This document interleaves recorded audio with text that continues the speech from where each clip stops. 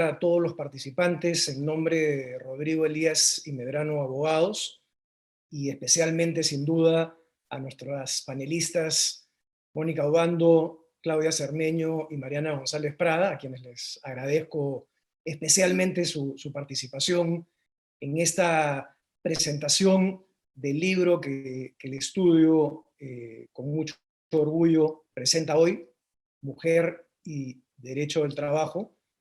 Y queremos realmente agradecerles a todos los que han participado en la preparación de este libro. Para nosotros en Rodrigo Elías y Medrano, la verdad es que siempre es un orgullo ver cómo muchas publicaciones e investigadoras de mercado nos reconocen un liderazgo en el servicio, en la prestación de servicios legales, pero creo que nos enorgullece más haber sido siempre también líderes y pioneros en aquellas cosas que son tan importantes como el servicio propiamente.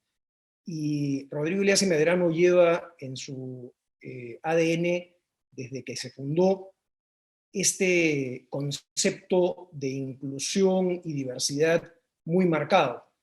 Muchos de ustedes no lo sabrán, pero el estudio fue el primero que tuvo un nombre compuesto porque quería ser un estudio integrador. Tenemos abogados de Cusco, Arequipa, Trujillo, Piura, Huancayo. Fuimos sin duda uno de los primeros en tener una diversidad geográfica inmensa, religiosa. Hemos tenido y tenemos abogados budistas, evangelistas, judíos, católicos. Lo mismo diría yo con todas las áreas y los aspectos en los que la diversidad sin duda es fundamental. Pero una que es esencial y en la que también tenemos el orgullo de, entre los estudios más grandes del país, haber sido los primeros en tener socias mujeres, y pese a que los abogados ejercemos como profesionales asociados y no somos trabajadores o empleados, siempre reconocimos, por ejemplo, desde principios de los años 90, a las mujeres embarazadas y que daban a luz meses de descanso con su nuevo bebé, obviamente completamente pagado, cosas que en ese momento eran absolutamente impensables. Y ese liderazgo en esos ámbitos, la verdad es que nos llena de orgullo. Este libro es un elemento importante más en ese camino. Sentimos que hemos logrado bastante, que estamos avanzando por el buen camino, pero que hay mucho por hacer. Claramente nos falta lograr muchos objetivos, pero queremos compartir con ustedes que lo que tenemos es la decisión, el compromiso de continuar trabajando en todos estos temas de diversidad e inclusión, y especialmente en el tema de las mujeres. El estudio siempre ha sido un lugar donde uno de los principios esenciales ha sido la igualdad de oportunidades, y sin duda vemos cómo en todos los aspectos hay una verdadera igualdad que ahora seguramente compartirán Claudia, Mariana, Mónica y José con todos nosotros. Un aspecto, sin embargo, que quisiera resaltar es que este libro y este trabajo ha sido realizado en equipo, con el interés fundamental de contribuir a este esfuerzo que tiene que ser común y compartido por todos nosotros. Por eso, en verdad, les agradezco a todos los que están participando. Sentimos que es un paso más en el camino correcto, y estoy seguro que la conversación que José Balta, que es el líder de nuestra área de Derecho del Trabajo y Recursos Humanos, va a moderar con Mónica, a quien le agradezco muchísimo su participación, igual que a Claudia y a Mariana. Va a ser muy interesante, y en consecuencia, sin más, porque hemos venido a escucharlas a ellas, le cedo la palabra a Pepe. Muchas gracias a todos por estar con nosotros. Luis Carlos, muchísimas gracias. Buenos días con todos. Me es sumamente grato presentar este libro que a lo largo de más de un año hemos escrito de manera colectiva los miembros del área laboral del Estudio Rodrigo. Para presentarlo en sociedad, como ha dicho Luis Carlos, hemos decidido organizar un breve conversatorio acerca de algunos de los temas más importantes que abordamos en el libro. Y para ello contamos con la presencia de Claudia Cermeño, de Mariana González Prada, dos de las más distinguidas abogadas del área, cuya participación en el libro no solamente ha sido clave, sino verdaderamente inspiradora. Y también contamos, sin ninguna duda, con Mónica Obando, gerente central de personas de LATAM Perú. Mónica no solamente es una destacada profesional, sino además una gran amiga. Antes de iniciar el conversatorio, sin embargo, quisiera dedicar solo unos pequeños momentos para analizar el porqué del libro. Es decir, por qué hemos elegido el tema de la vinculación entre la mujer y el derecho del trabajo. Independientemente de las preferencias personales de muchos de los integrantes del área laboral por este tema en particular, todos lo consideramos clave en el desarrollo del derecho laboral de los últimos años, al punto que las dos normas laborales más importantes de la última década, desde mi punto de vista, tienen que ver centralmente con la mujer. La Ley de Prevención y Sanción del Hostigamiento Sexual y la Ley de Igualdad Salarial. En lo personal he señalado en más de una ocasión que esta última ley es verdaderamente revolucionaria y que se erigirá como una de las normas más importantes del derecho laboral de los próximos años. Es muy interesante analizar cómo se ha desarrollado el derecho laboral en estos últimos años en relación con la mujer en su entorno laboral. Cuando yo empecé a trabajar en el Estudio Rodrigo como practicante, en el año 87 estaba vigente la ley 2851. Prometo que esta es la única vez que vamos a mencionar alguna ley en este conversatorio. Pues esta ley 2851 contenía una serie de regulaciones para las mujeres y los menores de edad. No exagero si les digo que el tratamiento de ambos era exactamente el mismo en la sustancial. Las mujeres, por el hecho de serlo, tenían derecho a indemnizaciones especiales, descansos físicos únicos para ellas, jornadas reducidas, y también tenían restricciones. Había muchos trabajos que no podían realizar por ser considerados especialmente dificultosos. Sin ninguna duda, ello era producto de percibir a las mujeres como seres débiles, frágiles, necesitados de cuidados y protecciones propias de los menores de edad.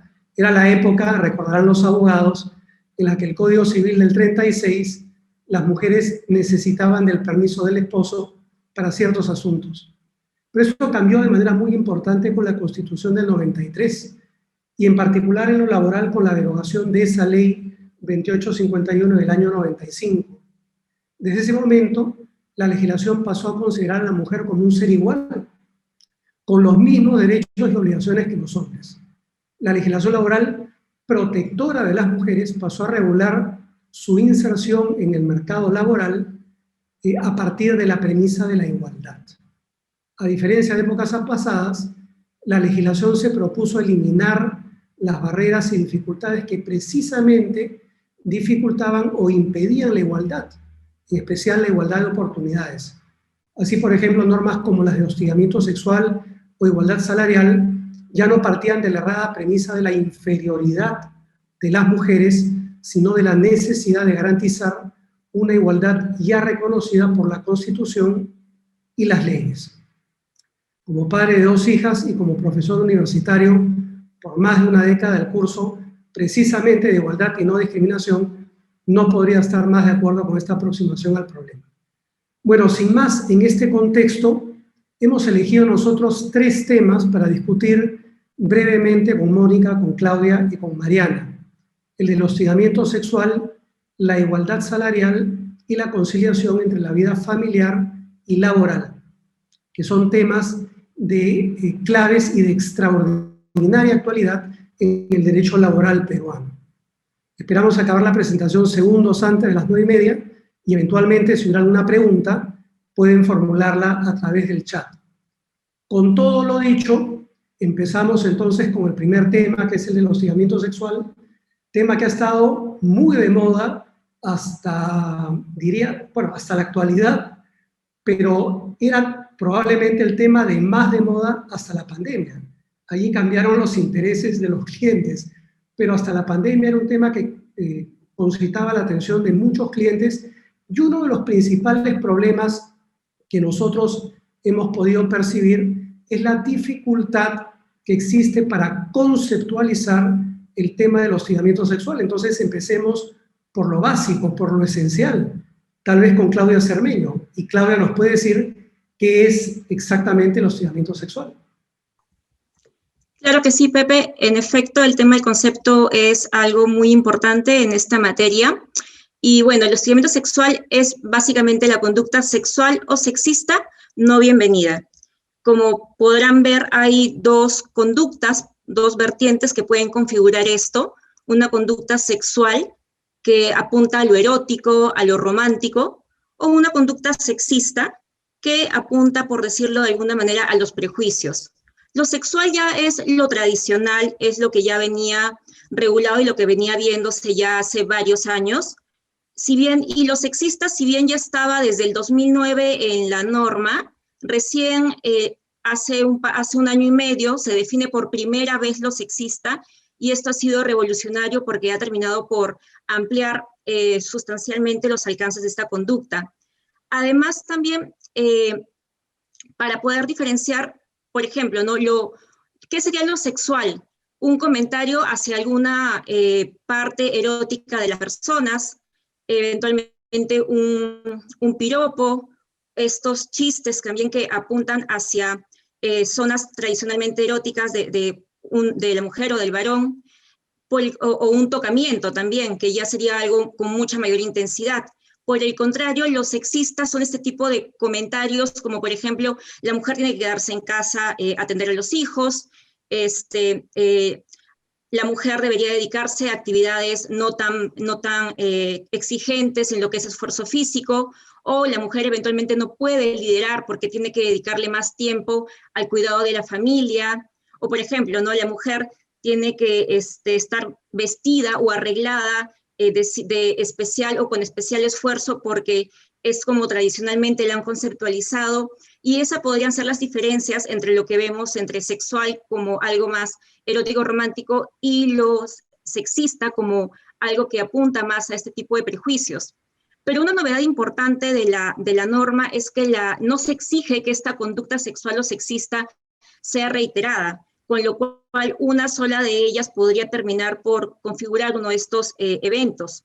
Otro tema muy importante es que la norma te dice que esta conducta es no bienvenida, y esto abre una gran zona gris para poder identificar cuando una conducta no es bienvenida, cuando algo es no deseado por la persona, y porque acá hay una línea muy tenue entre esta interacción social aceptable entre cualquier personas que son miembros de una comunidad, y entre ya cuando esta conducta social que debería ser aceptable ya traspasa cierto tipo de lindero y ya se vuelve en algo no deseado, en algo no bienvenido. Y esto además termina adquiriendo una mayor dificultad porque la norma actual no exige que haya rechazo expreso para que se pueda acreditar lo no bienvenido. Y ahí ya entramos en un ámbito en el cual la actividad probatoria es extremadamente importante para poder entrar a dilucidar cuando algo realmente pues, no ha sido bienvenido por la persona contra la que se ha dirigido. Lo que es importante además tener en cuenta es que esta conducta sexual o sexista, además no deseada, tiene que tener la potencialidad de afectar la situación laboral de la víctima o de crearle pues, un ambiente intimidatorio, hostil y humillante. Y bueno, como se habrán podido dar cuenta, el concepto se ha visto bastante ampliado por las últimas modificaciones, aunque no por ello está exento de ciertas zonas grises que requieren un análisis muy fino al momento de poder determinar cuando algo es hostigamiento sexual. Sí, gracias, Claudia. La verdad es que has tocado todos los temas que son absolutamente claves en la conceptualización del hostigamiento sexual. Cada uno de esos temas podría dar lugar a una mini charla en sí misma. Sin embargo, la conceptualización del hostigamiento no es el único tema complejo. Un tema que nosotros hemos encontrado particularmente complejo en todo el andamiaje jurídico legal de la regulación del hostigamiento sexual tiene que ver con la investigación del hostigamiento. No sé si Mariana nos puede decir algo sobre este tema. Sí, bueno, la ley lo que hace es introducir un nuevo actor y un nuevo procedimiento muy estricto al tema del hostigamiento sexual. Por un lado, la investigación se ha sacado de manos de la empresa y se ha entregado a un comité doblemente paritario. Es doblemente paritario porque tiene igual número de representantes de trabajadores y del empleador e igual número de mujeres y hombres. Y la elección de los representantes de los trabajadores para este comité es básicamente libre, salvo por algunos requisitos vinculados a violencia familiar. La verdad es que cualquiera podría postular.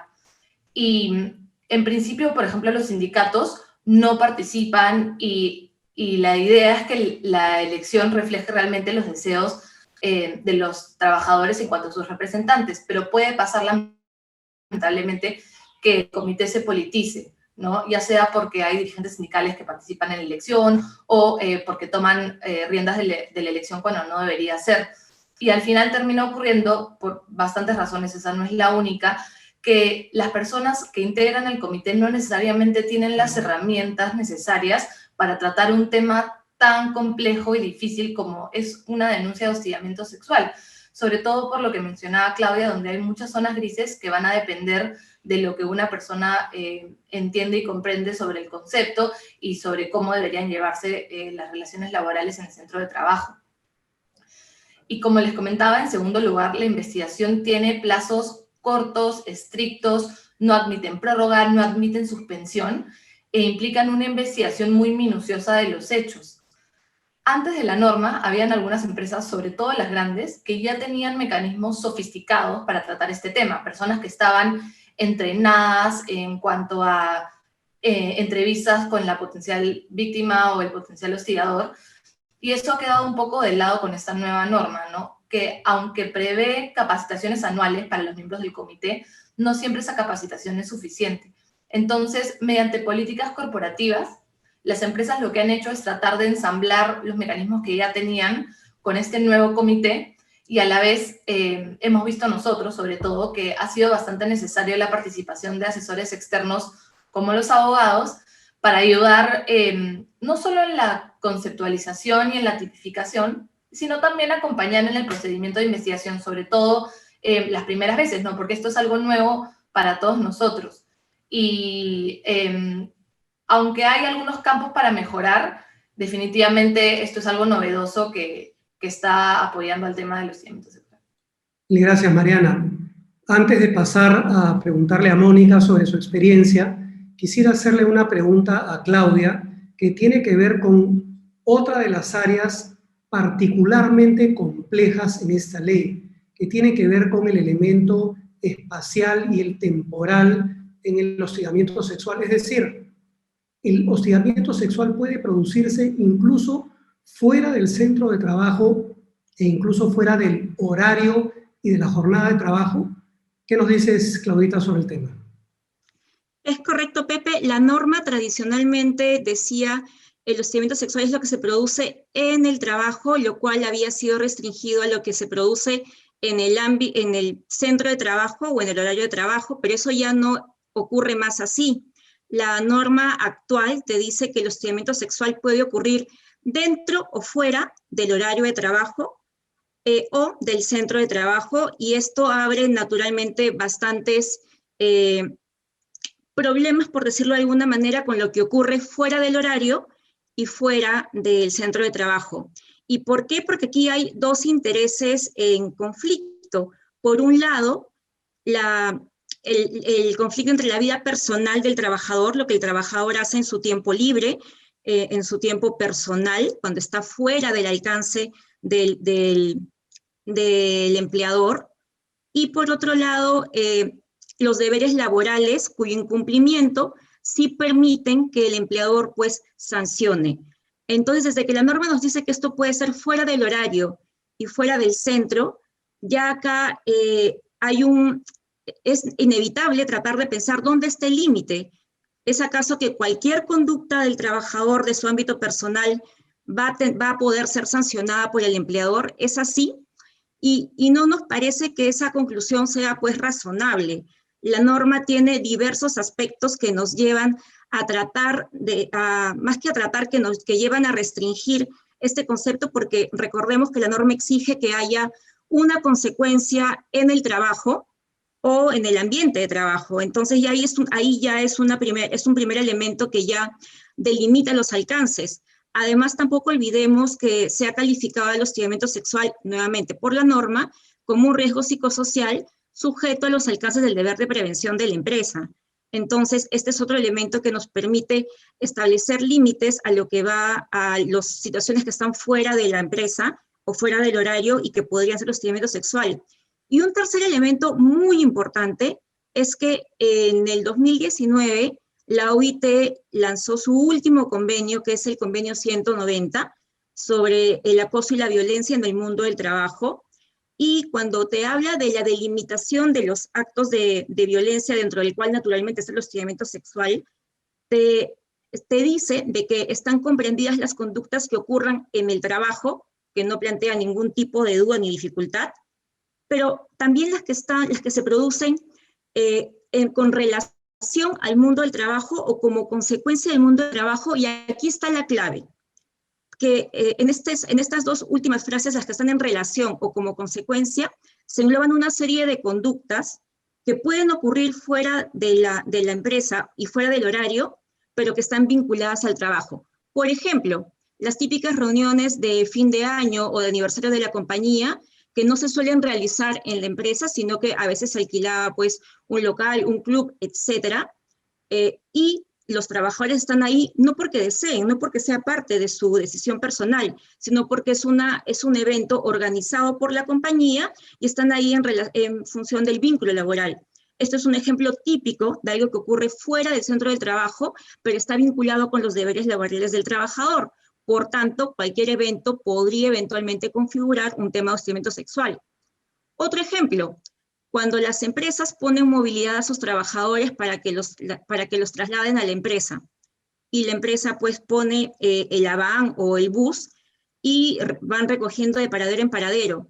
Nuevamente aquí estamos en una situación que está fuera del horario, pero desde que el empleador es quien está poniendo a disposición de los trabajadores esta movilidad, también hay deberes de prevención, con lo cual lo que ocurra acá también va a estar incluido dentro de los deberes de prevención y eventualmente puede ser hostigamiento sexual. O aquellas empresas que elaboran en zonas alejadas y que proporcionan a sus trabajadores alojamiento, ya sea en un hotel o a través de algún tipo de instalación propia, también tienen deberes de prevención y por ende lo que puede ocurrir en este tipo de alojamientos, que están además fuera del centro de trabajo algunas veces, y también podría ser fuera de la jornada, también podría dar lugar a este tipo de conductas, pero sin duda es un análisis totalmente casuístico y que tiene que evaluarse en cada caso en concreto. Claro, mil gracias, Claudia. Y Mónica, no sé si nos puedes comentar si ustedes en la empresa han implementado la ley de hostigamiento sexual, cómo la han implementado, qué dificultades han encontrado, si ya han tenido casos y cómo los han tratado. Bueno, primero que nada, muchísimas gracias por la invitación, José Luis Carlos. Y lo otro es felicitarlos, porque me he leído el libro y la verdad es que está muy bueno, muy práctico sobre todo. Te da, digamos, te permite entenderlo de una manera fácil para los que no somos abogados. Entonces, felicitaciones por eso. A ver, para comentarles, sí, nosotros implementamos esta política de hostigamiento sexual más o menos en diciembre del año pasado y elegimos al comité paritario. La verdad es que fue una muy bonita experiencia, te diría, porque estábamos en conjunto eligiendo el Comité de Seguridad y Salud en el Trabajo y este comité. Entonces lanzamos la convocatoria en paralelo, ¿no?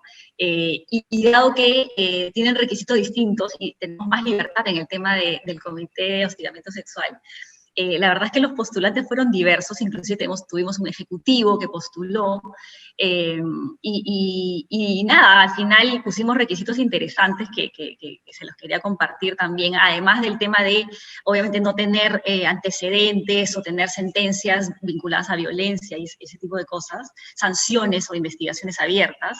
También pusimos algo vinculado con compromiso organizacional y trabajo en equipo, ¿no? Que realmente te interese participar en este comité, manejo pertinente de información calificada, confidencial, ¿no? Comunicación asertiva, habilidades de conciliación. Entonces, desde ese lado postularon, como les digo, de distintas poblaciones, y la gente al final eligió. Tuvimos este doble paritario, un representante de recursos humanos, obviamente, tuvimos una tripulante de cabina, que fue la representante mujer de los trabajadores, y esta persona ejecutiva del contact center, que fue el otro representante de los trabajadores. Entonces, formamos este comité, los reunimos. Yo en ese momento todavía estábamos pre-COVID, con lo cual tuvimos una presentación face to face, y pudimos darles los alcances de lo que significaba este comité, de la expectativa que teníamos del trabajo de ellos, cuáles eran su rol, su responsabilidad, y esto fue como una especie de kick-off de lanzamiento del comité. Esto fue más o menos alrededor de enero del año pasado. Y tuvimos en ese momento, a la semana, creo, nos llegó nuestra primera denuncia. Nosotros nos apalancamos un poquito del canal de ética que ya manejábamos de compliance, como una de las opciones, pero también podía venir a través de los representantes, obviamente, del comité o del jefe directo, ¿no? Habían distintas formas. En esta oportunidad nos llegó por la representante de los trabajadores, en este caso la que era la mujer tripulante. Entonces nos llegó la primera denuncia. Y nada, tuvimos que empezar como que de la nada a trabajar. Luego, digamos que tuvimos un bajón con todo el tema del COVID, pero alrededor de fin de año otra vez se ha activado. Inclusive ya hemos tenido un caso que con una sanción, la más alta sanción, que ha sido el despido inclusive, ¿no? Y también nos apalancamos en todo el proceso de investigación, que ustedes muy bien lo han mencionado, en la práctica que ya teníamos con los temas de compliance y de ética, ¿no? Que ya teníamos una práctica, un músculo, digamos, ejercitado. Entonces, ese equipo que trabajaba en conjunto, legal y recursos humanos, apoya a este comité desde la parte, digamos, de por dónde empezar, de qué acciones hacer, si entrevistar a quién primero y tal, de asegurar que los tiempos no se nos vayan, porque los tiempos son muy cortos. Entonces, nada, finalmente utilizamos ese músculo para poder avanzar. Ellos me mandan, digamos, a mí como recursos humanos su propuesta de sanción, y finalmente yo respondo. Entonces, ya hemos tenido por lo menos unos 3 casos que hemos podido resolver, y la verdad es que les diría que felizmente, sin mayor discusión interna, se ha sido bien unánime la conversa entre ellos, digamos, como comité, y la propuesta que han hecho también ha sido validada, porque la verdad es que han hecho muy bien su trabajo, y yo creo que en general ellos están contentos con su participación, y ha generado un muy buen clima dentro de la organización también, porque finalmente esto te genera confianza, ¿no? Transparencia, confianza, y vas avanzando como organización, madurando, digamos, y moldeando tu cultura hacia una cultura de respeto, a una cultura donde la gente se sienta, obviamente, en un ambiente de trabajo cómodo, ¿no? Entonces, nada, ha sido una muy buena experiencia, les diría. Excelente, qué interesante. Yo me quedaría hablando 2 horas más del tema. Nuestra experiencia como abogados de empresas ha sido muy parecida a la que tú has indicado, pero bueno, tenemos que pasar al siguiente tema, muy rapidito, igualmente apasionante, tal vez un poquito más complejo desde el punto de vista técnico, que es el de la igualdad salarial. Yo he dicho en varias charlas que he dado sobre el tema que esta es la ley más importante de la década, probablemente del siglo, del presente siglo XXI, porque es una norma que va a dar mucho que hablar a futuro. Bueno, quisiera empezar tal vez con Mariana, preguntándole, a ver, ¿por qué se dice esto? Es decir, ¿dónde está la verdadera importancia y relevancia de la última ley de igualdad salarial entre varones y mujeres? Bueno, lo que sucede es que hasta la dación de esta nueva norma, la comparación salarial se hacía entre personas que ocupan un mismo puesto. Entonces se entendía, por ejemplo, que Las secretarias debían ganar básicamente lo mismo, dejando salvo algunas diferencias sutiles por antigüedad, calificaciones, etc. Pero siempre la comparación se hacía dentro del mismo puesto. Entonces, la verdadera novedad es que ahora ya no se comparan puestos, sino también puestos de igual valor en una misma empresa, lo que por supuesto implica que alguien tiene que valorar los puestos. Entonces, la idea es que las empresas, dentro de su organización, valoricen sus puestos de la manera en la que crean que se acopla mejor a su organización, pero siempre utilizando metodologías objetivas, ¿no? Y de esta manera puedan valorar los puestos dentro de su organización para, por ejemplo, terminar comparando electricistas con secretarias, porque puede ser que los dos, teniendo trabajos muy distintos de campo y de oficina, sean igualmente valorados para la organización de una empresa. Y menciono empresa porque obviamente la valorización es distinta dependiendo de quién estamos hablando. En una empresa de cableado, un electricista tiene un valor distinto que en un estudio de abogados donde la secretaria tiene un valor distinto también. Entonces, es muy interesante ver cómo estas empresas, todas, han tenido que valorizar sus puestos de manera objetiva y reflejar todo esto en un documento que se llama el cuadro de categorías y funciones, donde permite ver de manera transparente los distintos valores que se asignan a cada puesto, las razones por las cuales se le han asignado esos valores y además las categorías salariales que hay para cada uno de ellos y así poder hacer la comparación más fácil. Excelente, me parece bastante claro, pese a la dificultad del tema. Claudia, pero en adición al cuadro de categorías y funciones, que es el documento clave donde se ordenan y jerarquizan en función de su valor los puestos de trabajo, hay otro documento igualmente importante, muy importante diría yo, que es la política salarial. No sé si nos puedes comentar algo sobre este tema. Claro, Pepe, en efecto, el segundo documento importantísimo es la política salarial.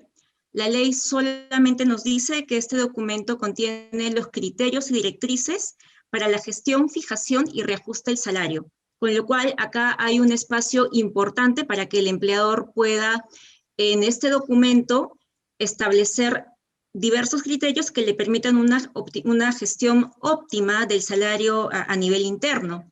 Por ejemplo, bandas salariales. Es una oportunidad perfecta para que el empleador regule cómo van a ser las bandas salariales, el ancho que va a tener la banda, si esta banda va a admitir traslapes entre una y otra, y qué tan extenso va a ser ese traslape. Nada de eso está en la norma, con lo cual la política es perfecta para poder regularlo ahí. O, por ejemplo, las diferencias salariales. Sabemos que podemos diferenciar salarialmente en función de la antigüedad, del costo de vida, de la mano de obra calificada, un perfil educativo, etcétera, pero la norma tampoco define esto, con lo cual el empleador podría en la política definir cómo van a jugar estos criterios y qué van a entenderse por estos criterios al interior de la empresa. O, por ejemplo, también los esquemas de retribución variables, fijación de comisiones, bonos, qué criterios se sigue para eso, etcétera. Acá hay que tener en cuenta que la política hay que informarla a los trabajadores. Esto puede hacerse de forma individual o colectiva. Y también la norma no impide usar los métodos, las tecnologías de la información para poder comunicarla, con lo cual podría comunicarse a través de un correo electrónico, el intranet, etcétera. Y también ya para finalizar, hay que también recordar que esta política se informa al inicio del vínculo laboral o cuando hay alguna modificación. Y esta modificación ya puede ser o en la categoría del trabajador o en el esquema de remuneración que le aplica. Así es. El tema en verdad es bastante técnico y complejo, sumamente técnico, pero al cliente al final lo que le interesa saber es lo siguiente.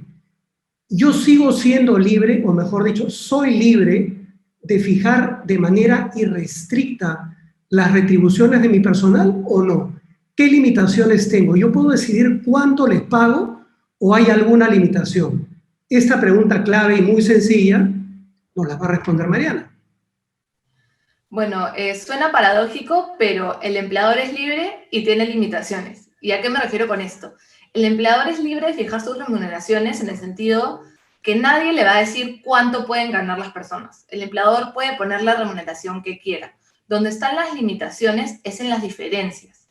porque cuando uno está haciendo su política remunerativa y está estructurando las remuneraciones de los trabajadores, tiene que tomar en cuenta básicamente 3 grandes temas. La igualdad de trato, que es no tratar diferente a personas que son iguales. 2, la no discriminación, que es no basarse en motivos prohibidos para hacer diferencias. Y 3, que es a lo que apunta esta nueva norma, la igualdad salarial entre hombres y mujeres. Entonces es libre, sí, tiene limitaciones también. Y bueno, ahora nuevamente, felizmente, nos salimos del laboratorio jurídico para irnos a la vida real, a cómo funciona esto en la práctica. Mónica, nuevamente, ¿qué experiencia han tenido ustedes con esto? ¿Han tenido la oportunidad ya de implementar su cuadro de categorías y funciones y su política salarial? ¿Esto les generó algún pequeño terremoto interno? Tal vez una filia les mandó alguna cartita. ¿Qué nos cuentas de tu experiencia de la vida real de esta ley? Y mira, efectivamente es un tema que cuando salió recién nos generó como, ¿qué? Y porque era romper un paradigma que yo veo compensaciones desde el año 2000, entonces era un poquito romper ese paradigma de que las compensaciones estaban cerradas en 4 paredes, ¿no? Era súper confidencial, no se podía compartir. En la mayoría de empresas, habían otras que no, que obviamente lo tenían de manera abierta y transparente, pero la mayoría no se manejaba así, salvo los líderes, nadie más conocido tenía que saber esa información. Entonces era como, tenemos que romper ese paradigma, y además, en nuestro caso particular tenemos el 50% de nuestra población sindicalizada y el 50% de la población no sindicalizada. Entonces, obviamente el 50% que está sindicalizada se regula a través de sus acuerdos colectivos y el resto a través de la política general de compensaciones. Entonces, también teníamos que hacer una política que obviamente vaya enfocada a este grupo, no a este otro, y que no tenga, como tú bien lo has dicho, impactos que nos puedan generar problemas, no solamente en Perú, sino en el resto de la TAM, ¿no? Con los más de 40 sindicatos a nivel de la TAM, pues era un tema bien complejo de alinearnos con el corporativo también, que era el otro frente que teníamos que trabajar. Entonces, sin embargo, en realidad era poner en blanco y negro algo que ya hacíamos, porque no es que no tuviéramos nada.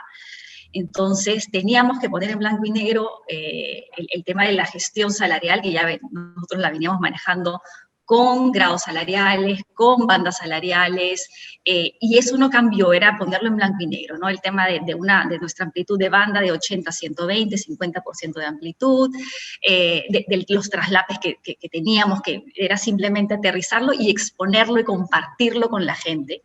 El cuadro de categorías y funciones sí fue, si bien lo administrábamos, también era un ejercicio de decir, ok, sí, pero hay que transparentarlo y que se vea además el comparativo de quiénes están en este grado salarial de las distintas áreas, de los distintos mundos que manejábamos. Entonces, sin duda que fue un trabajo bien de detalle, ¿no? De analizar mucho análisis fino, digamos, de la información, pero logramos sacar nuestra política, sacar el cuadro de categorías y funciones muy complejo, y finalmente, gracias a Dios, no tuvimos mayores impactos, lo tenemos colgado en nuestro portal, todos los colaboradores lo pueden ver sin ningún problema, y nada, no generamos malos impactos con los sindicatos tampoco. Entonces, nada, fue un poquito eso, esa experiencia del tema salarial, y te diría que nuevamente, ¿no? Este tema de transparentar la información a los colaboradores fue muy, muy positivo y nos generó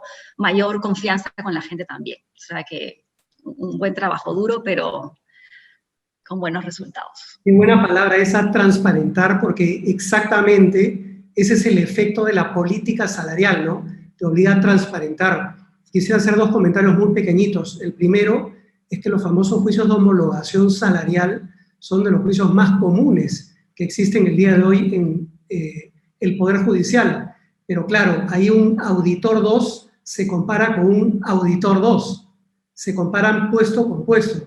Lo que va a venir a futuro, pensamos, es que el auditor 2 se va a comparar con, no sé, el contador 4, puestos completamente distintos, pero que eventualmente podrían generar similitudes salariales por su valor semejante. Claro, siempre teniendo en cuenta el elemento hombre-mujer, ¿correcto? Sí, y ahí José, solamente para comentarles el tema de análisis que hicimos entre hombres y mujeres, porque también era, bueno, nosotros sabemos que claramente no hacíamos diferencia, ¿no? Sin embargo, había que analizar igual cómo estábamos en los números, ¿no? Entonces, cuando hicimos los análisis, salían cosas como que en algunas posiciones, algunos grados, teníamos a las mujeres que tenían sueldos más altos en promedio versus otras en donde era diferente. Entonces, digamos, no había necesariamente un indicio a poder decir que teníamos diferencias. Lo que sí es que obviamente, como tenemos posiciones, en nuestro caso, por ejemplo, pilotos, ¿no? Es una posición de alto nivel salarial, pero que hoy por hoy es predominantemente masculino. Tenemos apenas un 5% de pilotos son mujeres. Entonces, eso claramente en la comparación total general sí nos genera un desequilibrio, que tenemos que trabajar básicamente en llenar esta posición con más mujeres. Lo mismo nos pasa con mantenimiento, es una posición predominantemente masculina. Distinto a los tripulantes de cabina, que la mayoría más bien ahí son mujeres, 70% es mujer. Entonces, creo que esos elementos también hay que siempre estar mirándolos, ¿no? Recontra interesante, ¿no? Porque eso nos lleva a la brecha salarial. Como me gustaría hablar de la famosa brecha salarial, pero no hay tiempo. Vamos a pasar al tercer y último tema, que prometo es igualmente apasionante que los otros dos, y además muy de moda, probablemente el más de moda el día de hoy con el trabajo remoto, que tiene que ver con la conciliación de la vida familiar y laboral, ¿no? Claudia, ¿cómo es el tema de la conciliación de la vida familiar y laboral? ¿Esto queda a criterio del empleador? ¿La ley dice algo? ¿La ley nos obliga a algo? ¿Qué nos puedes decir? Claro, Pepe. Todo lo que dice la ley es que el empleador debe implementar medidas para lograr esta conciliación, pero no dice cuáles. Lo cierto es que hay una guía del Ministerio del Trabajo ya de varios años atrás que se usa de manera referencial para poder implementar estas medidas. No son obligatorias, todas ellas son referenciales, pero tienen 3 ejes de acción muy interesantes.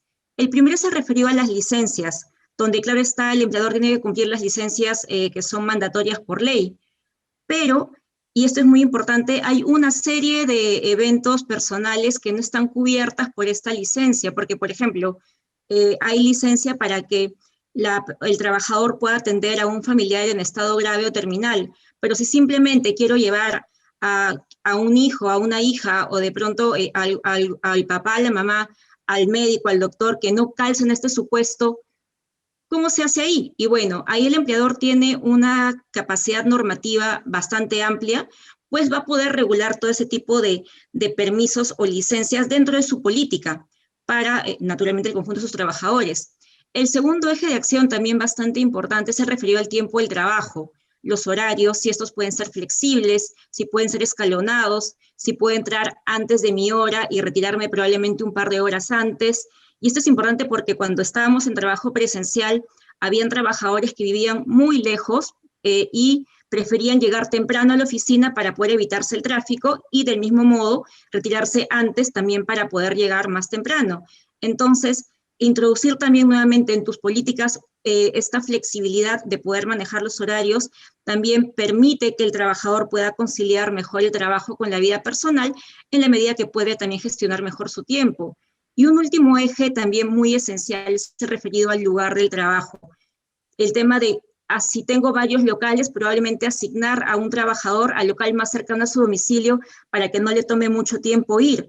O, por ejemplo, cómo acondiciono mi centro de trabajo. El tema de si tengo la posibilidad de poner algún tipo de guardería o de poner algún tipo de asistencia para aquellas madres que tienen pues, niños, esto dejando de lado aquellas medidas obligatorias como lactarios, por ejemplo, ¿no? Nuevamente aquí el empleador tiene un margen de regulación muy amplio y pues dará todo lo que en sus políticas pueda regularse. Me queda claro entonces que deberíamos ver esta época como una oportunidad para los empleadores. Mariana, ¿qué tiene o cómo juega todo esto con el trabajo remoto, con la posibilidad de trabajar a distancia? Bueno, juega bastante en realidad. Casi que a la fuerza del contexto, el Estado y el empleador y los trabajadores, todos hemos tenido que jalar la carreta hacia lo mismo, ¿no? Que es tratar de llevar de la mejor forma posible, trabajar desde nuestras casas con nuestras distintas cargas familiares y responsabilidades al mismo tiempo. Y lo bueno es que parece que en su mayoría el trabajo remoto ha funcionado. El Estado nos ha dado normas bastante más flexibles que las que teníamos antes con el teletrabajo para poder implementar el trabajo remoto. Y los empleadores, a su vez, en nuestra experiencia también han dado algún tipo de flexibilidad como entre jornadas y horarios para que las personas mantengan su productividad y efectividad, y la verdad es que hemos visto que cuando son bien implementadas estas políticas funcionan para todas las partes involucradas. Excelente. Mónica, volvemos contigo. Entiendo yo que esto depende básicamente de las políticas del empleador. No sé cuál ha sido la experiencia de ustedes, si tienen estas políticas, si dentro de estas políticas se incorporan, por ejemplo, a los papás también, o es solamente para las mamás. ¿Cómo ven ustedes el tema de la conciliación de la vida familiar y laboral en la empresa? Sí, mira, nosotros en el escenario pre-COVID ya teníamos varias políticas de flexibilidad, como los viernes cortos, todo el año, ¿no? El tema del flex time, de entrada y salida, ¿no? Teníamos como que bloques de horario que la gente podría tomar para entrar y salir a distintos horarios.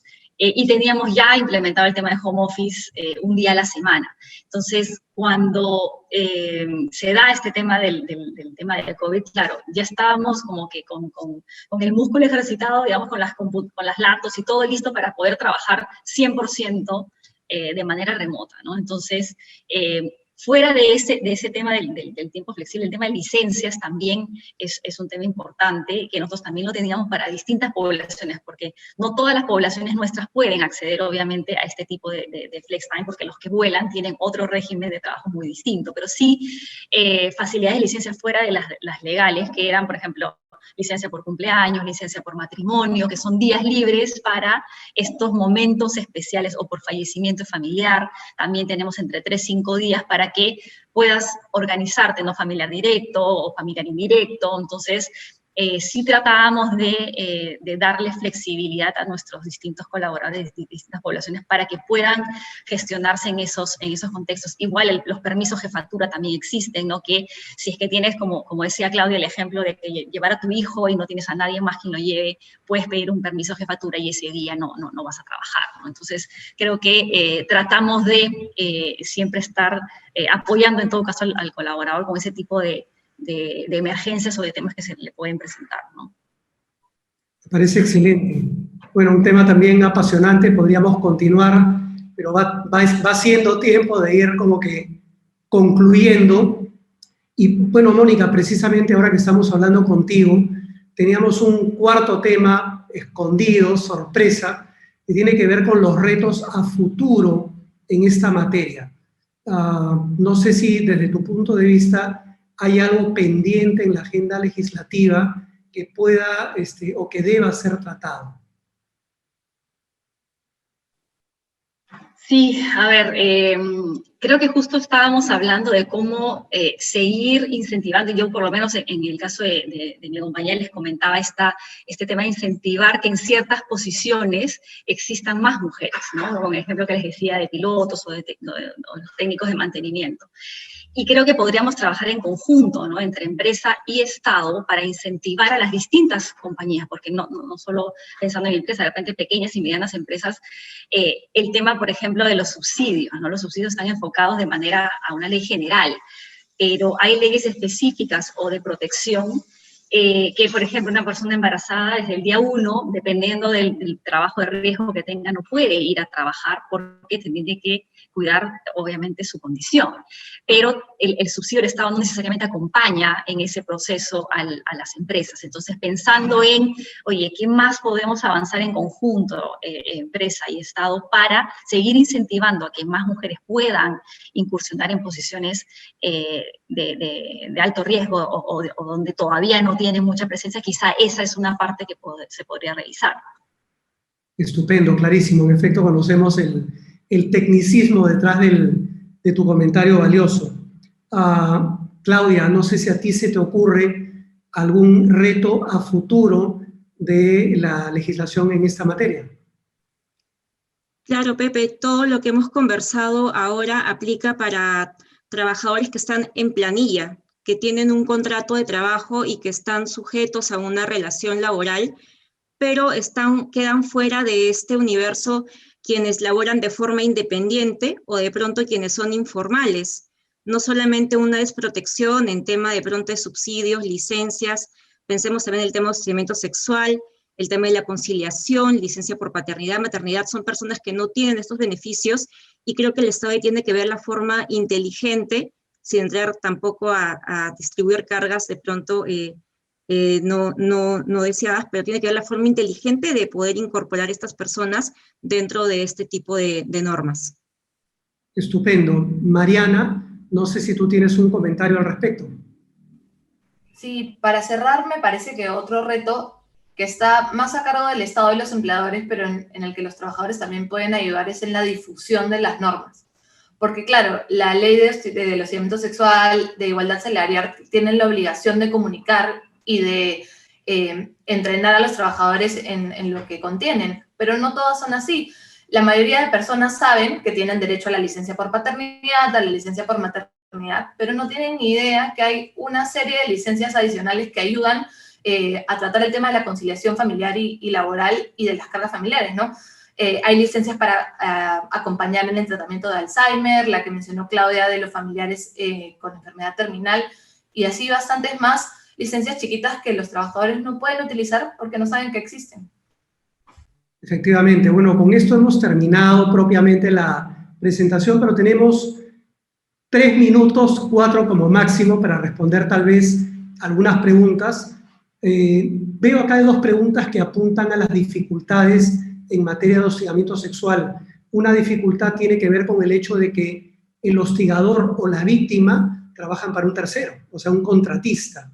Y la otra dificultad tiene que ver con la prueba. Muchas veces no existen pruebas suficientes para acreditar el acto de hostigamiento. No sé si nuestra súper experta en esta materia, Claudia, sin tratar de entrar en mucho aspecto técnico porque no hay tiempo, nos puede aclarar algo de estos 2 temas. Claro, Pepe. Una virtud de la nueva legislación es que por primera vez se regula el procedimiento de investigación y sanción del hostigamiento sexual cuando los actores no pertenecen en su totalidad a la empresa principal, por decirlo. En el caso en concreto, cuando tanto víctima u hostigador u hostigadora son de un tercero, son de la contratista, en ese caso la queja, si se presenta ante la principal, tiene que derivarse ante el empleador del presunto hostigador o hostigadora, quien es quien va a conducir el procedimiento. Eso es todo lo que dice la norma. Naturalmente, como hay deberes de prevención que tiene el empleador principal en materia de SST dentro de su ámbito de operación, pues podrá establecer controles adicionales para ver cómo se ha hecho seguimiento a este riesgo psicosocial, cómo se ha tratado, cómo se le está evaluando, controlando, mitigando, etcétera. Pero digamos que por ahí va el tema, son reglas, como decía Pepe, muy técnicas y muy concretas y que están presentes según cada caso en concreto. Y lo otro, lo referente a la prueba, eso también es un tema bastante técnico. Lo que te dice la norma actual es que cuando solamente tienes el testimonio de la víctima, que además es un medio probatorio para este tipo de procedimientos, hay una forma especial de valorarlo. No es que, claro, yo entiendo que en buena cuenta es darle un mayor peso, pero hay una especial forma de valorarlo. Y lo que te dice la norma es que este solo testimonio va a poder ser suficiente para desvirtuar la presunción de inocencia del que está siendo acusado o acusada, siempre y cuando cumpla 3 criterios que voy a tratar de decirlos de manera muy resumida porque en verdad tienen bastante desarrollo. El primero de ellos es que no haya ningún sentimiento pues de resentimiento, de indisposición, de odio, rencor, etcétera, entre las partes que están siendo involucradas. Lo segundo es que al menos el contexto de la denuncia, no en sí la denuncia en sí misma, sino el contexto se haya podido corroborar de alguna manera, o sea, la hora de ingreso, cuándo ocurrieron los hechos, estaban presentes en el mismo centro de trabajo, etcétera, que haya una corroboración periférica. Y lo tercero es que la acusación se mantenga de forma persistente durante todo el procedimiento. Digamos, son 3 elementos que tienen un desarrollo más extenso, pero de comprobarse, la norma permitiría que admitan como una prueba única, digamos, la declaración de la víctima. Muchísimas gracias, Claudia. Y bueno, lamentablemente ya tenemos que terminar. Me ha encantado este conversatorio. Quisiera terminar agradeciendo en primer lugar a todos los participantes, todas las personas que nos han acompañado durante esta hora completa. Agradecer muy especialmente a las panelistas, a Claudia, a Mariana, a Mónica, de manera especialísima por haberse tomado el tiempo y el trabajo de participar en este evento. Sin ninguna duda, al estudio al que pertenezco desde hace más de 30 años, Luis Carlos desde un primer momento apoyó esta iniciativa de manera decidida y fue nuestro constante defensor para que esto finalmente se haga realidad. Y finalmente a todos los integrantes del área laboral, muy en especial a mi socio y amigo, el doctor Mario Pasco Lizárraga, cuya participación también ha sido importantísima en la confección del libro. Bueno, sin más, me despido de todos ustedes, les mando un gran abrazo cibernético y ya será hasta el próximo libro. Adiós. Gracias, adiós, chao, chao. Hasta luego, muchas gracias.